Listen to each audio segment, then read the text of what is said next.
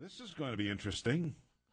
I have to tell you in advance that the law, Broadcasting Act, and Criminal Code, etc., and for goodness sake, there may even be laws I don't know about, forbids me in any way to counsel you to break the law. I'm not allowed to incite anybody to break the law in any way.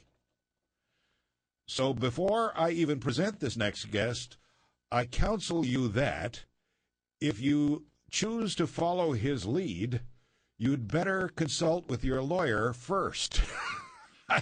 Because Jean-Serge Brisson of Independent Radiator in Embrun joins us now in CFRA, and the way we hear it is you don't collect HST. Is that true, Jean-Serge? That's very true. To put it better, in 1991, I told the provincial government I was not going to be their tax collector being used as a slave anymore, and I burnt my vendor's permit in their office. And as for GST, I refused to register. The federal government registered me against my will, and then finally took me to court for not doing the paperwork, which I completed by putting zeros on it.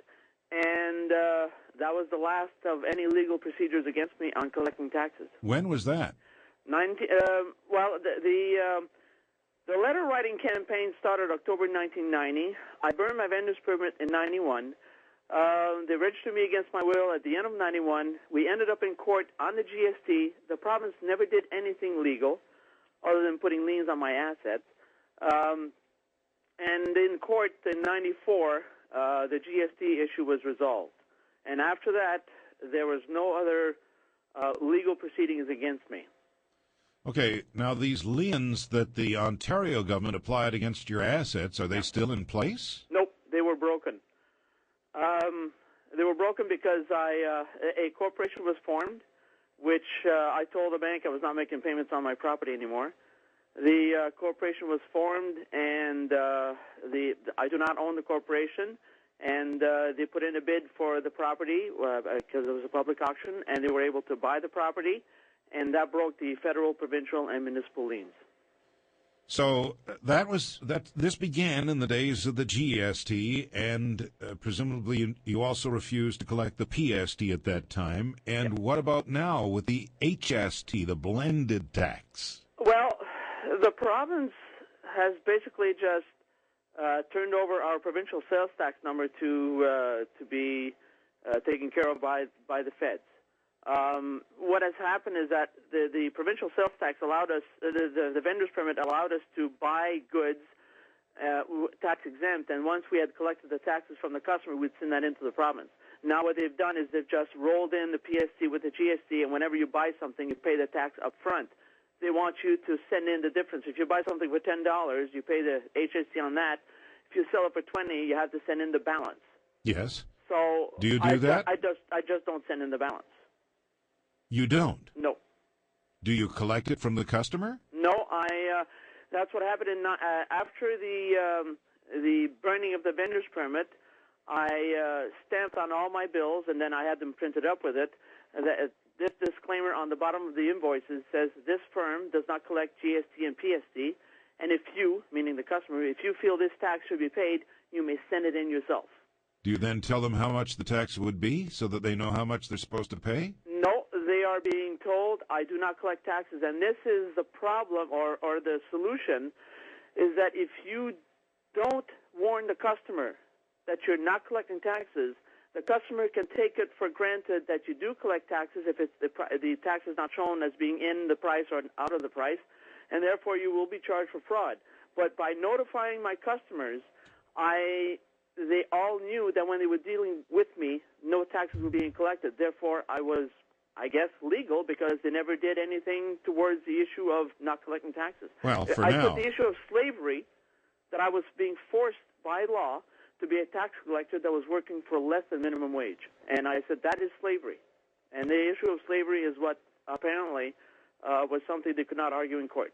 Well, I said on the air earlier this morning when a caller mentioned that you were doing this, and I said on the air, boy, we'll get in touch with him, but I'm tempted to believe that he will not be collecting these taxes, but he will not be collecting them from behind jail cell bars.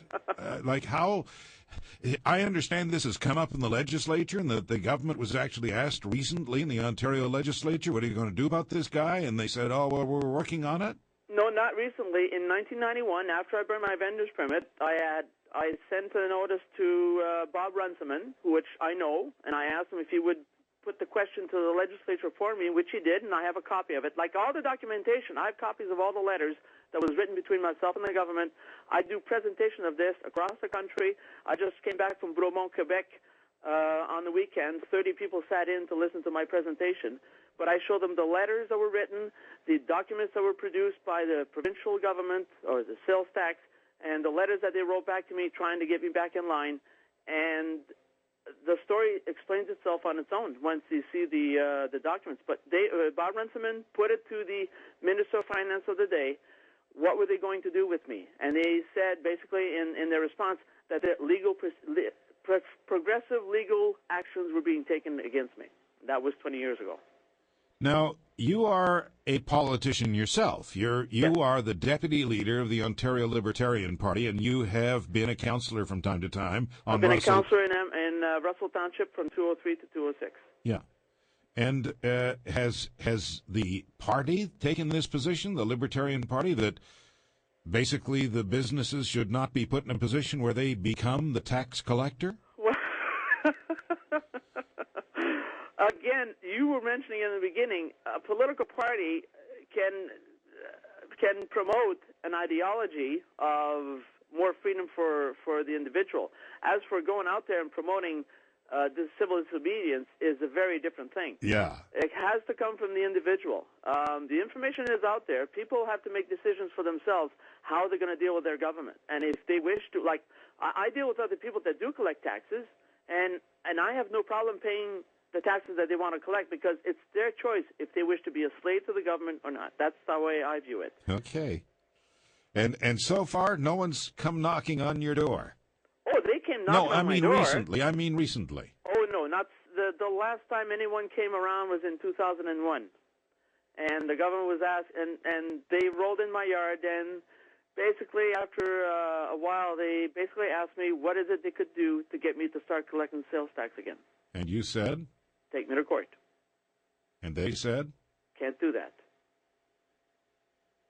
And so, at this moment, you're not collecting the HST. You're advising people who do business with your company that you don't collect the tax, and if they want to submit it to the government, they can do so. That's right. And that's how you feel you're going to protect yourself from possible legal consequences. Yeah, that's. I mean, the customer has to be warned, and if he's warned, then I feel that I've done my job.